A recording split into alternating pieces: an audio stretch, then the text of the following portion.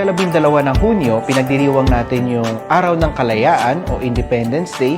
Ito po yung event kung kailan po ipinroklama ni Pangulong Emilio Aguinaldo at ng mga kasama niya yung kasarinlan ng ating bansa o yung paglaya natin mula sa pananakop ng mga Espanyol in particular.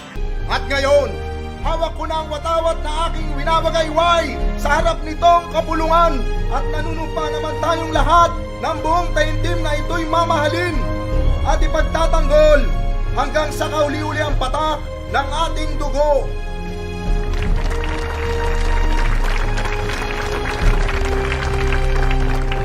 Nagbasa si Ambrosio Rianzares Bautista ng mahabang akta de la Proclamación de la Independencia Filipina, no, at doon niya binanggit bakit dapat na humiwalay ang mga Pilipino sa pananakop ng mga Espanyol, ano yung kahulugan ng ating pambansang watawat at that time, ina-affirm niya, no, na tayo humihiwalay na bilang isang bansa.